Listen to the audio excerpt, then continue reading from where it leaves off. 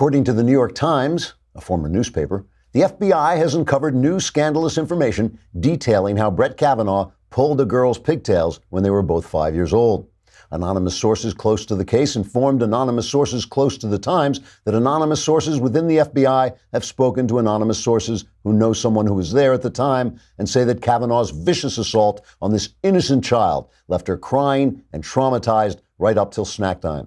While police did not press charges in connection with the incident, the New York Times interviewed a psychologist who said that studies show all men who eventually rape women were once 5-year-old boys, thus creating one more link in the chain of evidence that the New York Times will write anything and doesn't care how much it embarrasses itself. New York Times reporter Angela Screamy Pants wrote the expose for the Times after she was hired away from her job running the George Soros-funded foundation, Destroy the United States and Kill Everyone in It, starting with conservative Supreme Court justices in order to make a better world. It's the DUSKESCSCJOMBW. Some said this association may indicate bias on the part of the reporter, but Times board member Sarah Kill All White Men responded, quote, "Bias? What bias? Kill all white men," unquote. Times editor-in-chief Blithering Prevarication III defended the piece against those who read it and laughed hysterically until their stomachs hurt and they could do nothing but lie curled up on their sides. Mr. Third said, quote, "It is way past time that all the little girls who have had their pigtails pulled be heard complaining endlessly about it. Because at this newspaper, we believe if it happened to one woman, then every conservative must also be guilty for some reason I can't entirely explain," unquote. The Times says it will continue to investigate Kavanaugh's past until every last shred of its former reputation for journalistic excellence is gone. Trigger warning. I'm Andrew Klavan, and this is The Andrew Klavan Show. I feel hunky-dunky, life is tickety-boo. Birds are winging, also singing hunky-dunky-doo. Ship-shape, tipsy-topsy, the world is zippity-zing. It's a wonderful day, hurrah, hooray! It makes me want to sing. Oh, hurrah, hooray! Oh, hooray, hurrah!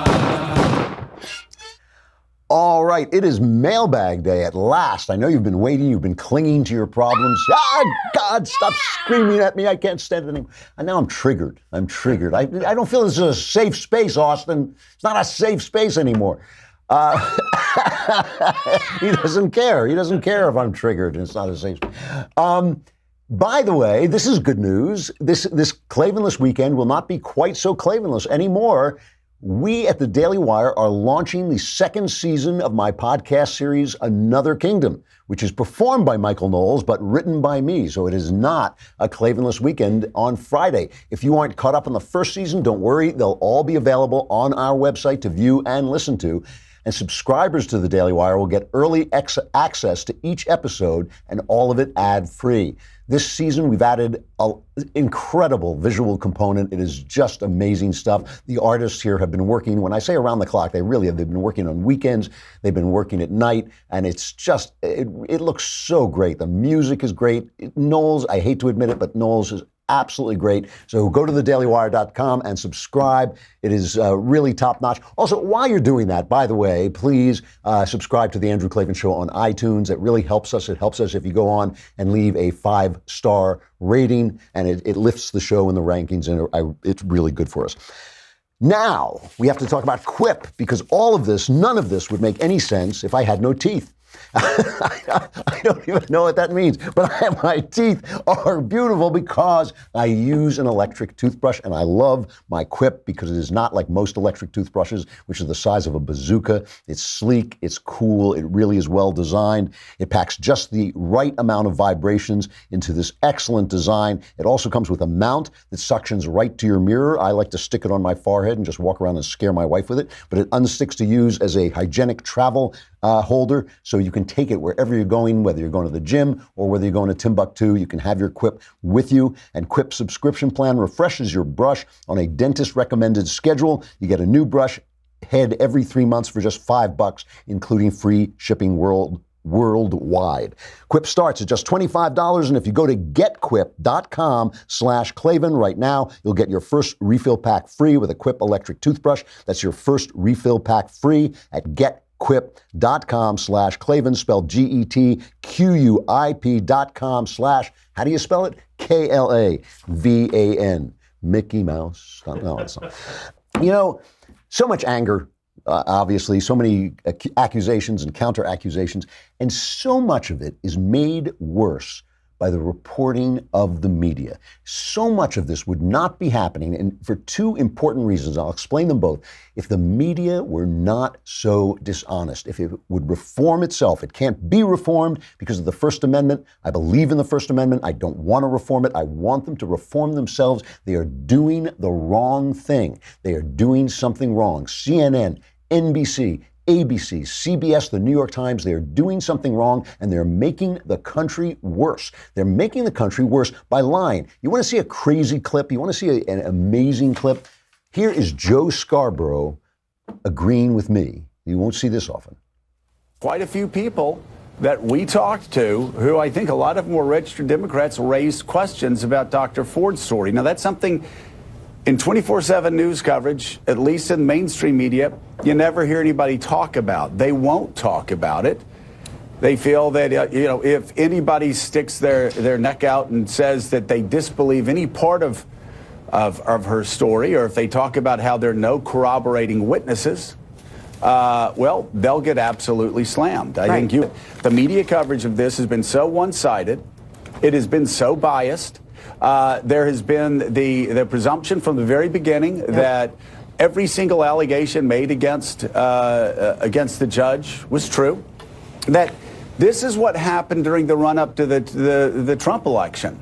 Nobody would even consider the possibility that Donald Trump might win, and so they were shocked by it. Now, nobody has dared say, even the Republicans, that part of Dr. Ford's story just might not add up. See, this means two things. One of two things. It either means that Joe has been taking LSD, or it means that Joe knows, and I'm sure, as I can tell from almost all the reporters, this FBI investigation is blowing up in their faces. They got what they wanted. When Donald Trump said it's a blessing in disguise, he knew what he was talking about. They know that this is coming back, and they are going to look like crap because they reported this story like crap. They did a bad job. Let's just put on one example. Remember the story the New York Times ran that, he threw ice, he got in a barroom brawl, and altercation, not a brawl, an altercation, and Brett Kavanaugh threw ice at somebody when he was in college. So John Avalon are talking, and Allison Camerata are talking on CNN. Listen to what Avalon says first, and then listen to Camerata's response. I was poking around, and actually, when Stephen Breyer was nominated, Malcolm Gladwell wrote a piece for the Washington Post in '94 that mentions innocuously that he was arrested for underage drinking at Stanford. It is one line in a very long profile that is utterly not relevant to the larger story of his qualifications for office upon nomination. The drinking subplot here runs into questions of credibility. Did he lie? Did he embrace a choir boy standard when he, in fact, was more of a frat boy? But it does seem to me to be a distraction from the larger questions of sexual assault that were raised. And so now we're talking about long ago arrest records for ice being thrown at a bar after a concert. It's, I think, a symbol of the degradation of the debate we're having. I disagree. I think it's I think it's part and parcel of the entire thing. I think that if you are known as a belligerent, mean, fighting drunk, that's relevant. I think that it's relevant to then a woman who says that you would corner her and put your hand over her mouth. Somehow that, I think, makes more sense than if you were just a fun drunk who always fell right asleep. So let's just start with what Avalon said. Stephen Breyer was arrested for underage drinking. And it was one line in a Washington Post piece. That's the first part of this. That's the first part that Allison Camerata didn't address, that the press did not care about Breyer because Breyer is a liberal judge. That's the first thing. The second thing is what she's saying is absolutely absurd. You can get in a barroom fight for all kinds of reasons. Men get in fights all the time. Doesn't mean they do anything to women. It doesn't mean they have any kind of unkindness to women. The idea that if you threw ice at a guy, you're going to also molest a girl, unbelievable garbage. So that right there, you had two examples in 1 minute. In 1 minute on CNN, you had two examples of the unfairness of the press.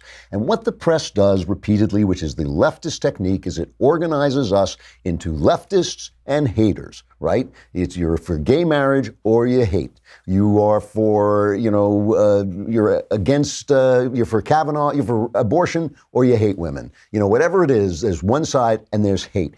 And they talk about, and they create this world that you have to break out of your imagination to see what they're doing to you. So they'll say to you, you have to believe women when they say they've been raped. You stop for a minute and think, is there a group of people in America who doesn't think that women are sometimes raped? How many people are in that group? Let me guess. None. There are no people in the group of people who think women have never been raped and that some women aren't telling the truth when they say they've been raped.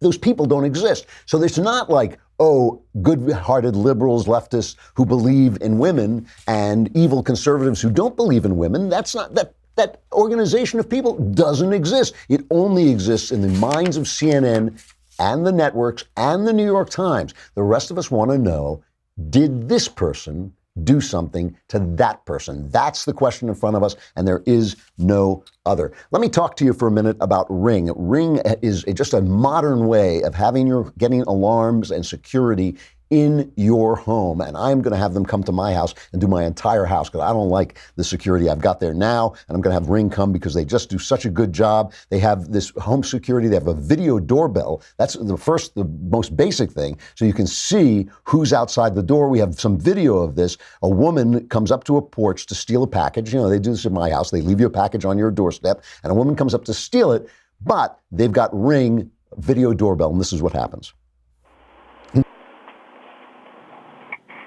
Hey, put that down. Dude, I just stopped someone from stealing my package.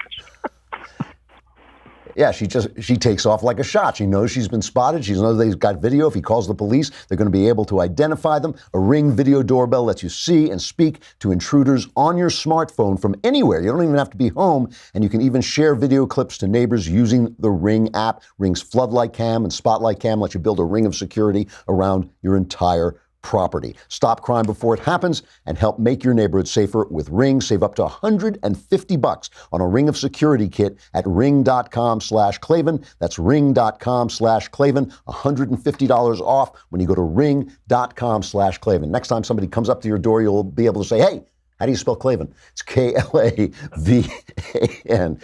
So the first thing, they have this entire imaginary world that the press helps the left create that is just not rape culture. Perfect example, rape culture. What is, I had to look up because they're always saying these words and you think, well, that sounds bad, but what is it? Rape culture is a culture in which people minimize and accept rape. Where does rape culture exist outside of some Islamic countries? In America, where does it exist? Nowhere. Logic for just a second. Men are bigger and stronger than women and want sex. Okay? Men are bigger and stronger than women and want sex. If there was rape culture, if rape in this country were minimized, if it were ignored, when would it stop?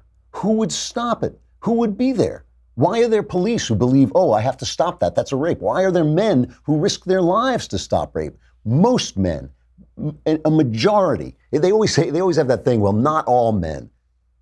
Yes, not all men. Most men will come and help you if they can, if they have the capability, or will at least call the police. If that were not true, close your eyes a minute and imagine what the world would look like. So Steve Crowder, my insane pal, the guy really needs to be put in restraints. He is out of his mind. He goes to some small Texas college, and he sits down with a table that says, rape culture is a myth, change my mind. This is Steve's, brand, change my mind. And just listen to the way the debate goes. Well, I hope you enjoy this, and I hope that you never get raped because it's horrible. I hope so. And rape culture exists, and you're telling me 1 in 1,000? I can tell you that's bullshit. 1 in 1,900. Do you see 1,900 people standing here? I can guarantee you, multiple people right here have been raped, and this is not 1,900 people. So. How can you guarantee that? And if anybody needs TCPD because they've been raped, Good luck, because they don't give a fuck. They don't give a fuck.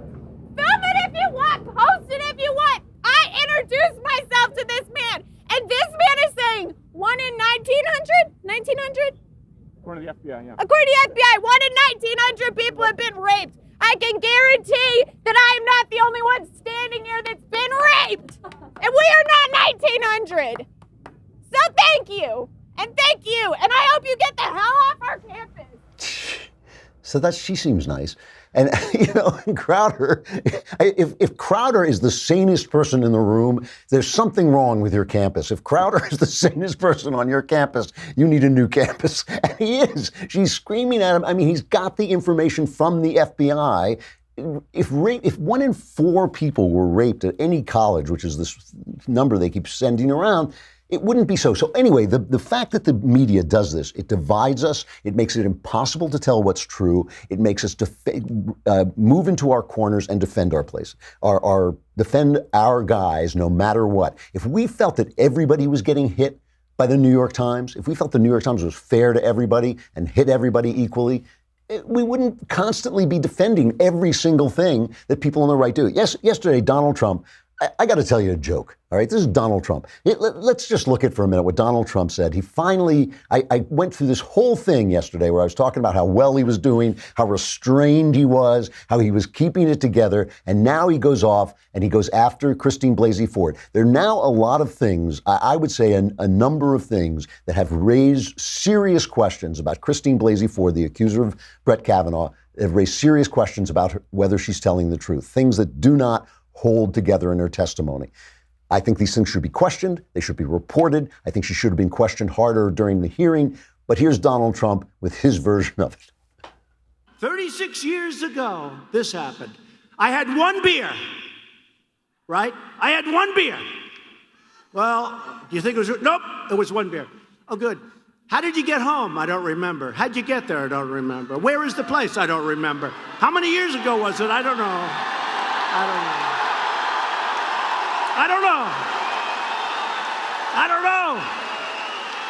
What neighborhood was it in? I don't know. Where's the house? I don't know.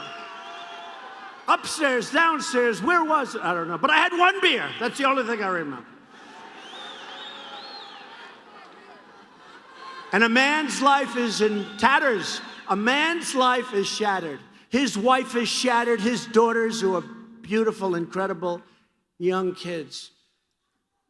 They destroy people. They want to destroy people. These are really evil people. See, that's just bad strategy, okay? Now, everyone's saying he mocked her, and some people on the right were saying, he didn't mock her. Yeah, he mocked her. It's bad strategy. It's bad.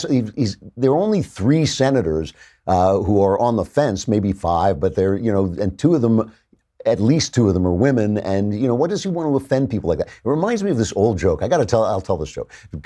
Old joke, a philanthropist goes to a psychiatric institute to see if he wants to donate money. As he's walking out, he sees the gardener, and the gardener is making these beautiful topiaries, shaped hedges and all this, and the philanthropist, rich guy, goes up to the gardener and says, "Excuse me, you're doing such a wonderful job." And the gardener is this very elegant, very held together guy, and he says, "Well, thank you very much, sir." And the philanthropist says, I'd like you to, why don't you leave here and you can come work in my estate? I just could really use a wonderful gardener like you. And the man says, "Well, thank you so much. That's so flattering, but unfortunately, I can't do that. I'm an inmate here. I was, I have to stay here." And the philanthropist says, "You're an inmate? You're mentally ill? I can't believe that. You're so poised and you're doing such wonderful work." The man says, "Well, thank you. I have very strong hopes of being released soon. I've had troubles in my life, but I've gotten over them, and I have strong, hopes of being released soon." And the philanthropist says, "Well, I'll tell you what. When you get out of here, you come see me, son, and I will give you a job. You will work at my estate." And the gardener says, "Well, thank you so much. That's very moving. That really touches me." And the philanthropist says, "Don't mention it," and starts walking out. And as the philanthropist is walking out, he feels whack. He's been hit in the head by a rock. And he turns around and the gardener says, "You won't forget now, will you?" It's like, and Donald Trump reminds me of that. The guy's almost out the door. We're almost there. We're almost on, but he's got to throw that rock. He just can't resist. He cannot resist. And the thing about it is it's so clear from the reporting that the FBI are not going to help the Democrats in this. There are some things that have come out. There's a real estate and other records that undercut a part of Christine Ford's account. She said, remember that she told her husband about this attack when they were arguing about whether to put a second door in their home as they were redesigning their door. It turns out that happened, and they went into therapy and they were talking about that. That happened a long time before the therapy, and the second door was built in there as a part of to let guests in so they could rent out the room or have guests over. So that didn't hold together. There's a new letter that was released by Chuck Grassley, the Senate Judiciary Chairman, that a former boyfriend of Christine Ford says that he personally witnessed her coaching someone on how to take a polygraph test, which she said she didn't do. So all these things are coming together. But the thing that you just have to hear is the way the senators are talking, because we know the senators have sources in the FBI. We know the New York Times has sources in the FBI, and yet suddenly there are no stories about this investigation, none at all. Here's Spartacus. We all remember Cory Booker Spartacus. Listen to what he says. They're shifting the ground of the argument. So my hope is that just beyond the vicious partisan rancor that is going on, beyond the accusations, we don't lose sight of what this moral moment is about in this country. And ultimately ask ourselves the question, is this the right person to sit on the highest court in the land for a lifetime appointment when their credibility has been challenged by intimates, people that knew the candidate well as a classmate, when his temperament has been revealed in an emotional moment where he used language that frankly shocked a lot of us.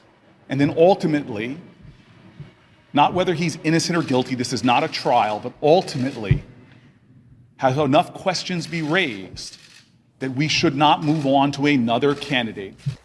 You know, Brett Kavanaugh should have a beer every time he uses the phrase moral moment. He just loves his moral moment. This is the moral moment.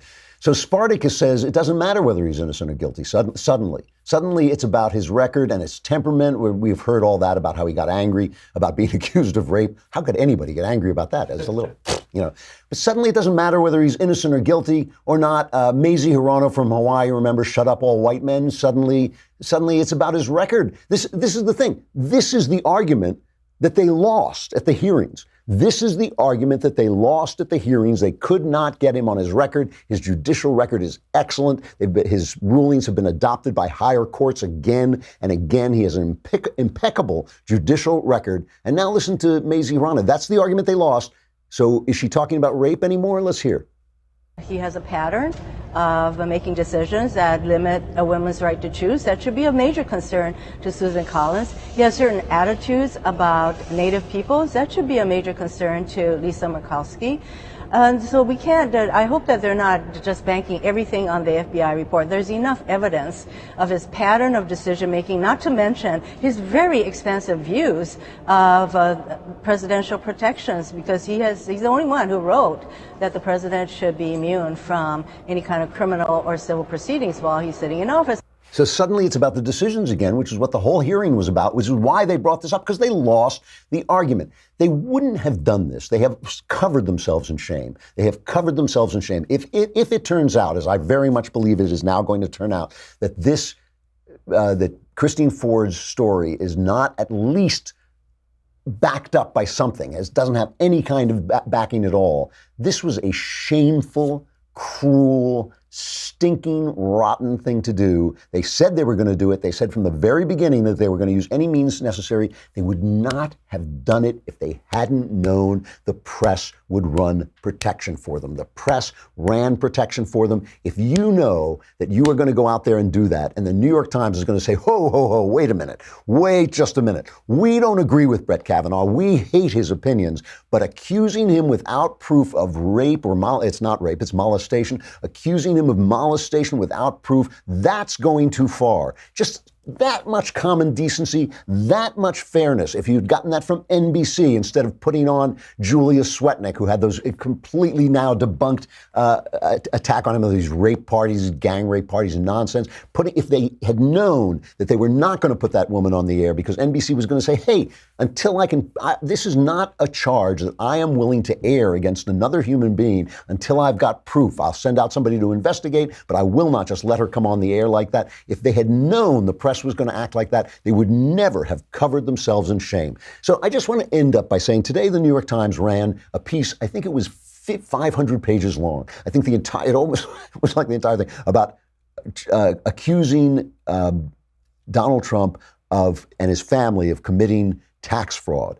Now, I read the whole piece, and the whole idea was basically that Donald Trump's father gave his children lots and lots of money, and when you give gifts to your family over a certain amount, you have to pay taxes on it, but they built corporations to avoid the taxes. Now, the IRS has not said anything about this. The IRS closed all these cases. It has not attacked them, but the New York Times says it's a problem. Now, if the New York Times were fair, if the New York Times had not every single day run a piece telling me that, one of our board members was molested, therefore Brett Kavanaugh was guilty, if they hadn't run that piece every day, if they didn't attack Donald Trump in screaming 12-year-old girl headlines every day, I'd be a lot more prone to say, okay, well, Donald Trump has never struck me as the most honest businessman in the world. I'm willing to look into this. As it is, I'm not sure. They say the New York State says it's going to investigate. New York State has been trying to get Trump for 100 years, so I'm not sure they're going to be that fair. But how do you believe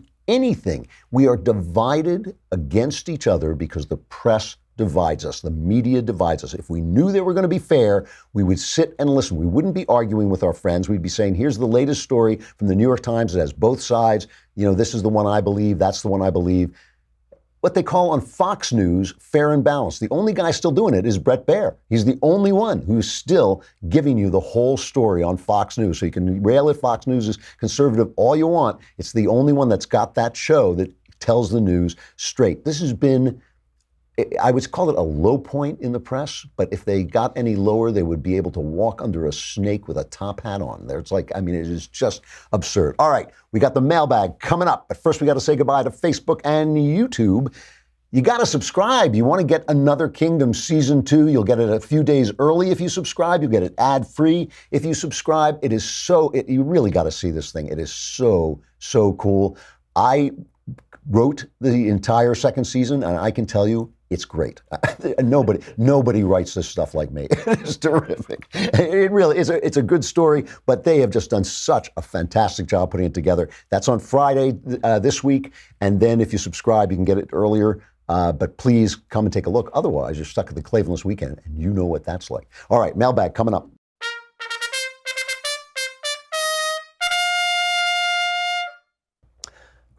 Mailbag. I know. I'm so triggered by it. Austin has me so shattered in my psyche is so collapsing. So, from Claire, hi Andrew, or should I say the Fountain of Wisdom? You should say the Fountain of Wisdom. I think that's clear. My question is personal. I'm facing a crossroads. Most of my life has been affected by leftist ideology and a strange form of cognitive dissonance. My parents grew up in Belfast. My mother was a cheater. My father was angry, aggressive, and took his pain out on me. I became a Christian after ending up in Australia in spite of a set of bad choices and poor relationships, including being drugged and raped. And then in parentheses, she says, don't even get me started on the Brett Kavanaugh issue. I remember every detail of what happened to me. Ford is lying. But she goes on. My question is this. After a series of terrible choices and poor influences, I'm now sitting on the edge of bankruptcy with seemingly no way out.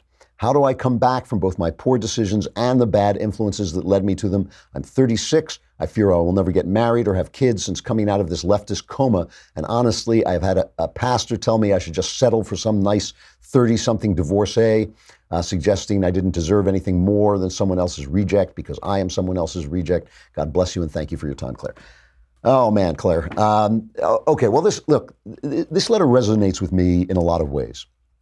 As I have tried to be very honest about and straightforward about, the person, I became the person that I am. I think I was born to be this person, but it took me a long, long time to get here. I'm not Brett Kavanaugh. If somebody accused me of something, they'd probably be right. I mean, I've done things that I'm so ashamed of, so bothered of. I was a different man. I was a sick person. I was a twisted person. I built this life through God. And I won't say I built it. God put a stairway in front of me. I climbed the stairs. Every time I took a step on that stairs, every single time I thought to myself, God, why did you let me be the person I was before? Now it's too late. Now I'm better, but it's too late. Now I can't do the things that I want to do. And every time I could do them. Every time there was something ahead of me that was better than before, and I took the next step up, and I thought, God, why did you wait so long to bring me to this place? Now it's too late. I'm too old. You know, there's a wonderful scene, one of my favorite movies, I watch it every single year, is The Christmas Carol, Charles Dickens' A Christmas Carol, the one with Alastair Sim. And they come to redeem this terrible old man, this terrible miser who's caused so much pain, and he turns to the spirits who come to save him. And he says, go and redeem some younger man. I am too old. But God doesn't think that.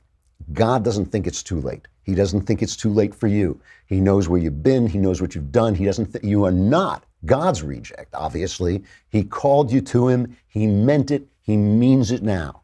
He means it now. The things you have done, the life you lived before is not the life you're going to live tomorrow. So, I can't guarantee you that you'll find love. I can't guarantee you that things will go well. I can guarantee you that if you walk up that stairs, you'll get closer and closer to God. There will be more and more joy in your life. It is not too late for that. It is never too late for that. And that is the task that you've been given. That is the chart in front of you. The Alcoholics, at Alcoholics Anonymous, they always have a lot of great sayings. One of the great sayings they have is, do the next right thing.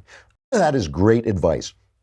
Don't worry so much about finding a guy, whether you're going to find a guy, what's going to happen, how you're going to get.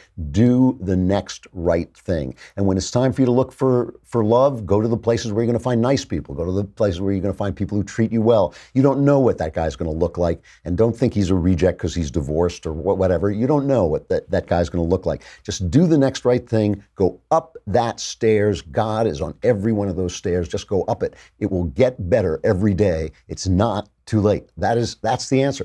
And again, don't think about the outcome yet. Just think about the next right thing, the next step up, and take that step. From Jennifer, as a former Never Trumper, I find myself more and more enamored with President Trump every time I hear him speak. That includes the occasions when he should probably just shut up. Last week when Lindsey Graham told off the Senate, I fell in love with him too, a guy whom I loathed up until that moment because he is such a two-faced, backstabbing political hack. The only logical reason I could come up with is that they were men acting like real men. Could that really be it? Jennifer, P.S., I love you too. The obvious answer to that question is yes, you know the answer. You're already answering your own question. That's exactly why. That was always Trump's appeal. Some of the time when he started out, I used to say, just because a guy is loud and belligerent doesn't mean he's a real man, and that is right. But real men do come in all kinds of shapes and sizes. You can be a quiet real man. You can be a quiet intellectual real man. You can be a loud and belligerent athletic real man. You can be a chest-beating real man. But it is refreshing always to see them. All these guys who are second-guessing themselves, who are playing not to lose, especially in politics, who are afraid if they open their mouth and say this will happen. If they say that will happen. So they just become, as you say, political hacks. They become afraid of saying anything. All of those guys they think they're doing the right thing because they're not offending anybody. But the fact is they are losing audience, losing voters because everybody hates a weak man. Everybody hates a weak man. A weak woman, not so much. Vulnerable woman, not so much. But a man who cannot take a stand, who can't say no, who can't say, this is where I stand, I will take the political hit, I'll take the audience hit. The guy who can't say that is ultimately, he's not a man. And when you hear that voice, when you hear the voice of manhood, you know it and it perks you up. I think even men respond and think, there is the guy that I want to be with or be around. So yes, you've answered your own question. From Chris, dear Andrew, I'm 33 years old and have recently had to come to grips with the fact that I may become permanently disabled. I am a type 1 diabetic and have sustained many internal and permanent conditions due to not being diagnosed soon enough. I firmly stand against government assistance, but may have no other choice to support my family without accepting disability benefits. Am I wrong to vehemently oppose social welfare programs as a whole while still accepting benefits? Well, first of all, I'm really sorry this has happened. It sounds incredibly tough. The answer is yes. to an extent. Yes, to an extent. If you are opposed to something, you should only use it if there is no other choice. If the fact that you have lost the argument means that the way that you should have taken has been disbarred, has been barred to you. So for instance, you may be against affirmative action, but when they accept you into Yale, you don't know whether you've been accepted for affirmative action or not, and you're not going to turn it down because it might be affirmative action. You're going to take the acceptance, right? And that's perfectly fair, even if you're against affirmative action. What you have to do is earn your place in Yale. Now that you've got it, you have to earn what you've gotten. But I'm deeply opposed to affirmative action, but I don't blame a guy if he works really hard and doesn't know whether affirmative action was given to him, was used on him or not. If you are against all forms of government assistance, and I'm not, by the way, if you're against all forms of government assistance and you take the government assistance, yeah, I think that's being hypocritical. But you can also change your mind and say, hey, what I'm against is the idea that everybody should pay for everything. In certain emergency situations, the government may be the best person. You might not be a hypocrite if what you think is the church should take care of me when I can't take care of myself, but the church has been disabled by an overweening government. You could make that argument. So that's why I say yes and no. If what you really believe is there should be no government assistance and people should just fend for themselves, then yeah, it's hypocritical to take it. But maybe you should re-examine your beliefs. Maybe you've been too harsh. Maybe, there are other people in a similar situation to you that need the assistance. I am not against social spending. I think social spending has worked out well. I simply think it is a foothold that the left uses to get as much money and power as it can, and that has to be fought against. All right. From Gabriel, do you think body language analysis is a credible way to discredit Dr. Ford's testimony?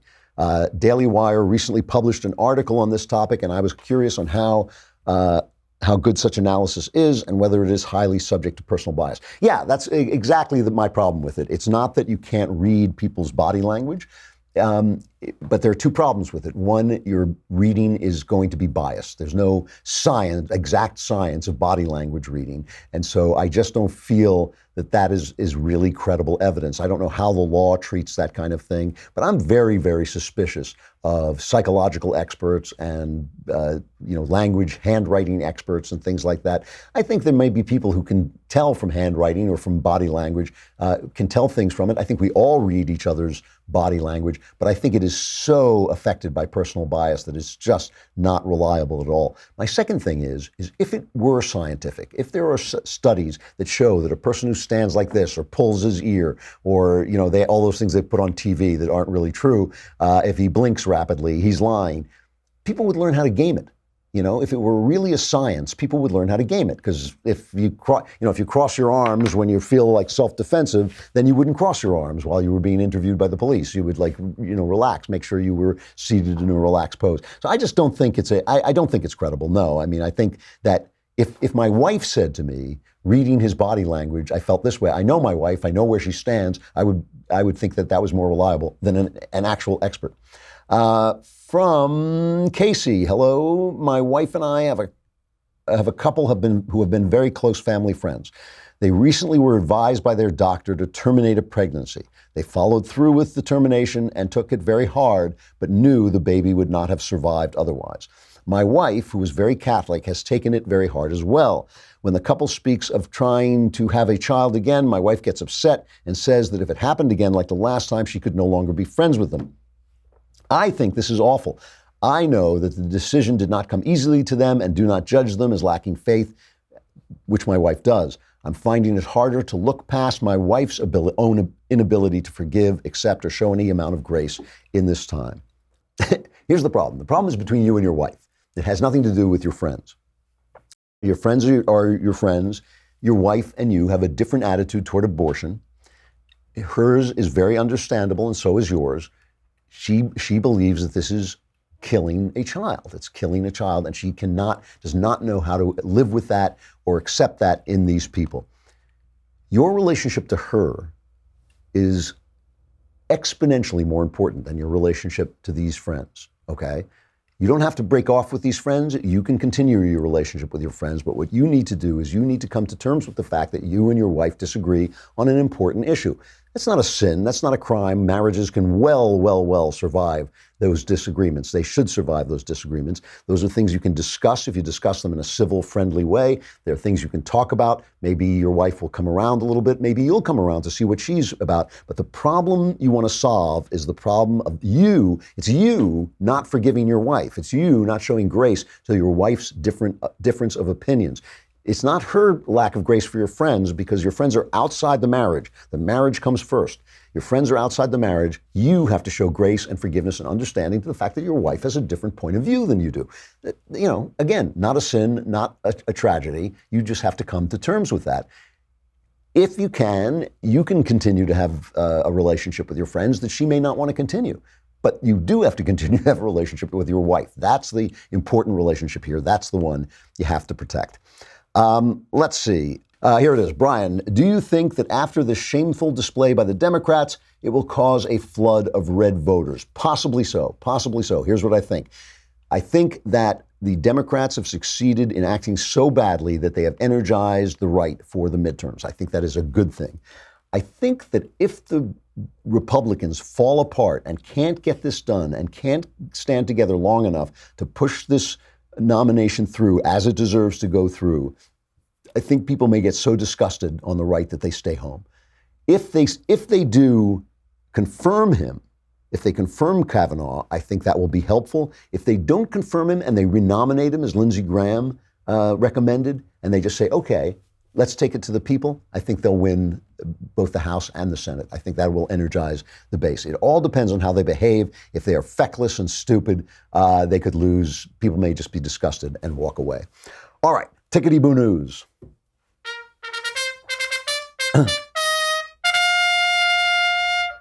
So this is a great story, a great story. 3 academics who can describe themselves as liberal spent more than a year submitting absurd hoax papers to preeminent scholarly journals focusing on race, gender, sexuality, and other politically fraught disciplines that the academics call grievance studies. These guys, they're left-leaning liberals, they call themselves.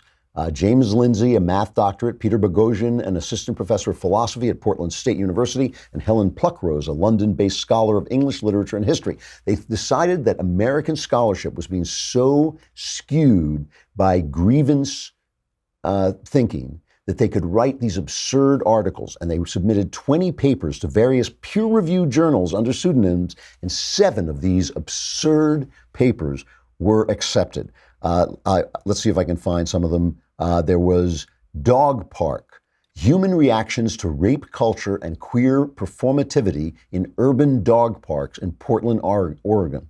The thesis was that dog parks are condoning rape spaces and a place of rampant canine rape culture and systemic oppression against the oppressed dog, through which human attitudes to both problems can be measured. This provides insight into training men out of the sexual violence and bigotry to which they are prone. This was accepted. Some of the reviewer comments: this is a wonderful paper, incredibly innovative, rich in analysis, and it's extremely well written. This is insane. Fat bodybuilding. Title: Who Are They to Judge? Overcoming Anthropometry and a Framework for Fat Bodybuilding. The thesis was that it is only oppressive cultural norms which make society regard the building of muscle rather than fat admirable, and that bodybuilding and activism on behalf of the fat could be benefited by including fat bodies displayed in non-competitive ways. Dildos. Title: Going in through the back door, challenging straight male homohysteria and transphobia through receptive, penetrative sex toy use. Thesis: that it is suspicious that men rarely anally self-penetrate using sex toys. That is suspicious. And that this probably is due to a fear of being thought homosexual, homohysteria, and bigotry against trans people. So men never use dildos through the back door because they're afraid that it would make them. It combines these ideas into novel concept, trans hysteria. Selected reviewer comments. This article is an incredibly rich and exciting contribution to the study of sexuality and culture, and particularly the intersection between masculinity and anality, which we all are worried about. Hooters, an ethnography of restaurant masculinity. I just love this. I love this. You know why they stopped? They stopped because that dog park one, the idea that dogs were practicing rape culture. The Wall Street Journal looked at that and went, wait a minute, are you kidding me? And they they hunted these guys down, and that's how they got exposed. Absolutely great. This is, when you saw that woman yelling at Steve Crowder, this is why. This is why, because these crazy people are teaching them this crazy stuff. And it is crazy stuff, but it is wonderful to see it exposed. And it's wonderful to see it exposed by people on the left. There are plenty of good people on the left, plenty of sane people on the left that we could be having conversations with, but we can't as long as they're talking garbage. All right. Tomorrow, Thursday, beginning of the Klavanless weekend, but not entirely Klavanless, because Another Kingdom Season 2 is coming, and it is great. Be here tomorrow for the last show of this show for the week. I'm Andrew Klavan. This is The Andrew Klavan Show.